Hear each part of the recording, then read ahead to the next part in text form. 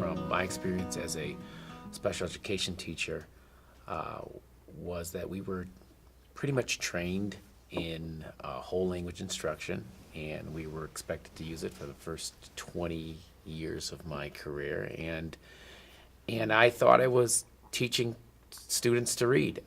We were told that if you just put lots of books in front of students and you had them read for 2 to 3 times as much as a typical reader would read, and I get that theory behind that, that they would come about and they would be readers.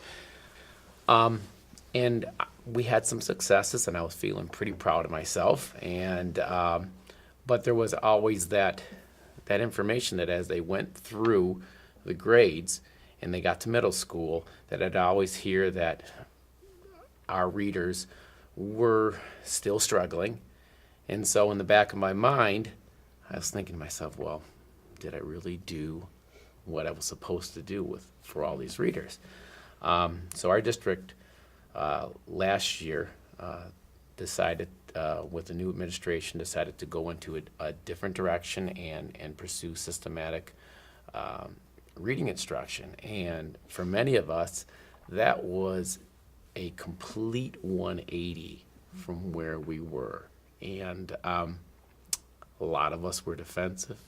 And, we had heard that the founders of the Reading League were coming to speak to us, and they were going to tell us everything that we were doing wrong. So, I put on my proverbial suit of armor, and I was ready to go at them because, for 20 years, they were the enemy. So the proponents of systematic reading instruction, and so I was ready.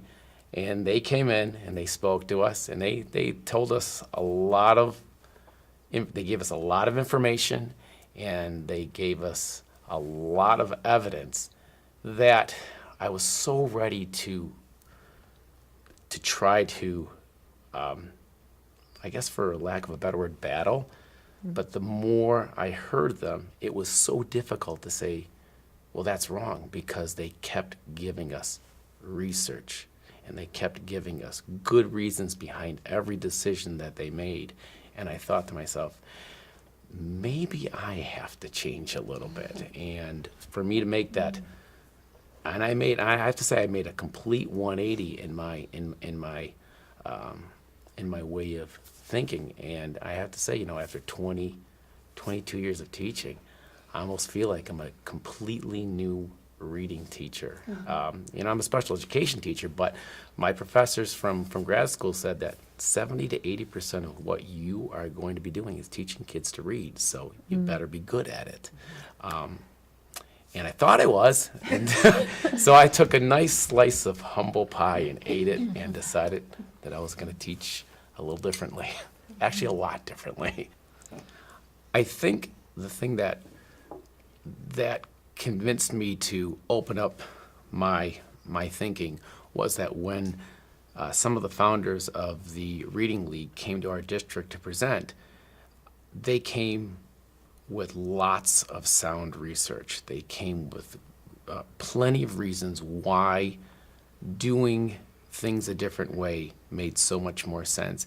And they were straight, matter of fact, to the point. There was no beating around the bush, and they told us this is why this has to be done, this is how some of these things have to be done, and you should be doing them right now.